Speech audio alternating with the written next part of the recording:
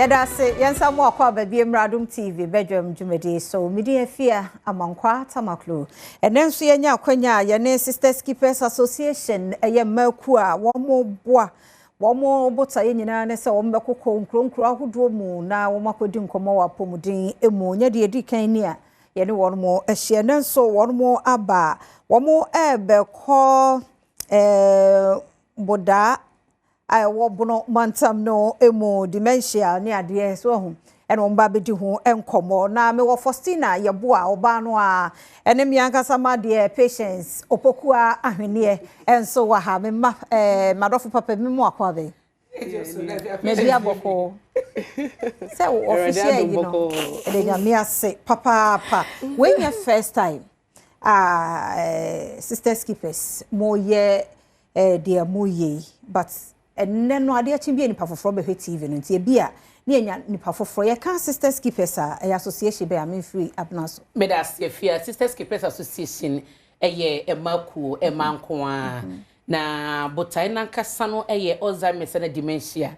na eno no ya na emampanyifo ne memampanyifo na omunya saya de no edi ene enyini na enam nti obehunu se wabrewa bia ne wo fie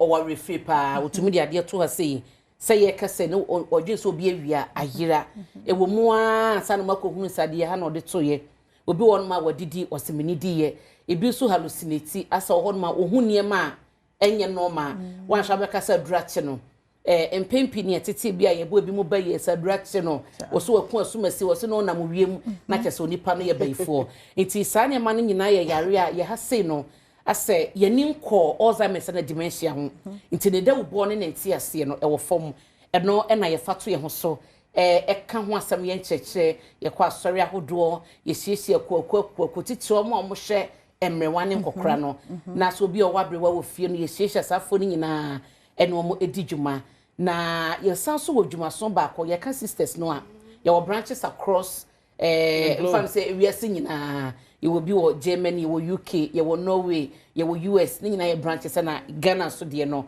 e ka home. Na time with the age de ye dwumadia eno no ye ne emrewane nkokora no eni hia. Ya ye severally ye kobi wo manfe, ya kobi akwatia, ye wo babia ekona afiwe no ye ko Bono region Bono mantemu ne ye jese kodi wa boda no so. Ho na boda ewo. Nti ho na ye ko akodi dwuma nyame ya adoma memenda ebai. Eye amanebo yen chechire Alzheimer's dementia ye wia na ye nyoma diasa ya gi ani na wache de bebre nso ye de ebe ma wo mo a eno ene de ewo hwa ye ene men ko ba na hwa na eja wono so emwa ye nti de nti na mode sa dwumadi ati sei ba ye de ne siye yo me da se na me chia Adom TV atiefo nyina mojo so ni titru ene wo ma oma fatom ho so wo behwe ma me de papafo wo ye mpanimfo wo mpanimfiesu SK nienti a dis sajumadi eto ye ho nyina ne se yenim se abatan ye eyade a eyeden obehu se maame ba ko betimi awoma mu beye enwotwe enkron edu ono nko a de ekukuhwi ase behwe mofrei na so bedu ni mpani fie so obehu se emofra nwotwe kura entimi nka wo humom se wo hwe maame no na saade we etimi de areho ene yaudie hye bi makoma mu ema wo de ko wom enti SK ye advocate for the aged enti ye ni so ade hunu nyina ne se maamefo ene papafo a mo aye nkokora yi a asetena mu abrabo no se wunyi na ukọ wadima wa ho ode mba fom nimdie ni nyansa e ba fom dwumadi a obetimi de edi aboa abusua kora e ba fom enti mpempi ni na ekobasa ye se wo hu ni mfaso emma abusua no enti wo neglect wo obi ni maare papa de te obesori ahoma ache no wakọ adwuma no wagya no bia ma caregiver bi ana na bi ontimi enhwe ne yie said ope na koye said the lifetime abrabo boy ya ode boa society nyina no ayakwa at the old age na ye say ana no na ya neglect no it is any so ade hu na SK hu say there be mpanimfo bu be say ye hwe oma obi hwe oma on efifi a also be hwe na ma ne se tutu ya da se ye fancy na menye last in free ahwene ho nti we no ye dabe ye merebe ya time no ene bia mo hia support bia na mo numbers bia mo de beto ho na support ne de ye hia pa ye hia esase ye ho ne agent about the wa hwe free ha ekosunyane na from sunyane so ne ye san to aso be 45 one na e de akoboda ho no enye kwanketwa ya ho na ya yejeje ntoboa na ye de aye ene afi we de say Norway chapter na esu omo se so ya omo edimu akotene dendenden a yenso ye boa nti USA boa Ghana boa ba Ghana ye ne wo ha ebedi achi na yakọ nti se ye wakwanya obetumi ajoin yen eye manko akuo at least also you bia ye dwem because ban se ne ye ntoboa so nya bidiba ne yetimi de kohwe ye mrewa no nti do obetumi afre yen ye number no 0242 602021 0242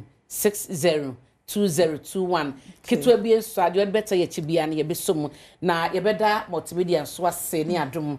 se abribi a ye di djuma ye de betum anim no moma ye kwanya no ma ye ba ebeton ye nti no ba kakra bi a wo bia no de boan a ye beje na sere ababre wa bi ne akokra bi no afia me enhira mu nti we mo hwe empanifo be say be 300 400 and I be sure nti boda for ye ba ye nim se number na to ho e de emoa bia no so be kan ye da mo ase emra ni sha mo fa nche ye mpa nti sisters keepers nso mu akakra obetimi de ama won na ye de akoma ye mrewa ene ye nkokra dementia erefie nti ye bo mo bayie no na ye de se de ahye won afromo ma omo bego so atena wa atwen me on adaroma me de afia amankwa tamaklo mambo atema mambo ta ye krado the fantido ode ahosepe to so o se ne se de tie bia no e wo se ono mango free a wa chenso e ka ho ti abna poku a ahwenie e de wa bam ye komambo atema aye krado